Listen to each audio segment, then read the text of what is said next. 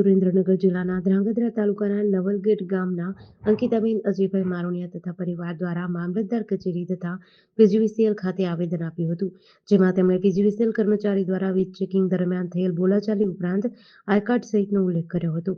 Media સામે અંકિતાબેન અજયભાઈએ જણાવ્યું હતું કે પીજીવીસીએલ કર્મચારી ઉપર મસમસ્ત આક્ષેપો કર્યા છે। ખરેખર શું આ આક્ષેપો સત્ય છે કે પછી પાયા વિહોણા, જેની તપાસ થવી જરૂરી છે। ચેકિંગ દરમિયાન મહિલા કર્મચારી ન હોવાનો તથા વિડીયોગ્રાફી ન થતું હોવાનો આવેદનપત્રમાં ઉલ્લેખ કર્યો છે। મારું નામ અંકિતાબેન અજયભાઈ મારુણિયા છે, ગામ નવલગઢ।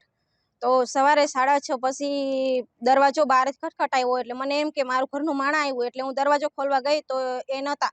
પછી અજાણ્યા લોકો કોક હતા અને એમને કીધું કે તારું મીટર ક્યાં છે? તો એમને એમ કીધું, મેં કીધું ઓસરીમાં છે। એમ તરત જ પછી મીટરના ફોટા પાડ્યા એ લોકોએ અને આ બિલ માંગ્યું, તો મેં કીધું બિલની મને કાંઈ ખબર નથી।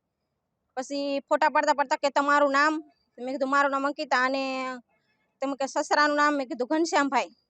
પછી એમ પૂછતા હું નાવા જતી હતી, ચણિયો ને બ્લાઉઝ જ મેં પહેર્યું હતું, સાડી પહેરી નહોતી, અને ખરાબ નજર નાખતા જતા હતા। પછી મેં રાડ બૂમ પાડી, ખરાબ નજર નાખી એટલે અવાજ કર્યો એટલે મારા હાવ ઉઠી ગયા। બાકી ઘરનું માણા નહોતા, મારા સસરા ઘરે કોઈ જ નહોતું, અમે સાહુ વહુ બે જ ઘરે હતા। પછી આડોશી આવ્યા અને બધા ભેગા થઈ ગયા। પછી અમે એનું આઈ કાર્ડ માંગ્યું તો એમની પાસે આઈ કાર્ડ હતું નહીં।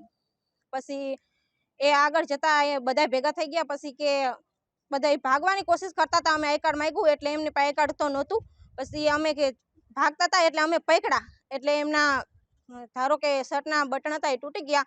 અને પછી અમે અત્યારે અહીં કે કારણ કે મામલતદારે આવેદનપત્ર દેવા આવ્યા છીએ, અને મન ફાવે તેમ જીએબી વાળા ઘરમાં ઘૂસી જાય છે અને લોકોની સાથે જબરજસ્તી કરે છે, એટલે એમને આવવાનો અધિકાર નથી એમ સવારમાં જ।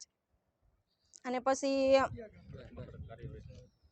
અને અમારે કહેવાનો મતલબ એટલો જ કે આ પત્ર હે આગળ ને આગળ મોકલો, અને અમારી સાથે મારી સાથે તો શું પણ કોઈની સાથે આવું ન થવું જોઈએ એમ કડક કાર્યવાહી કરો।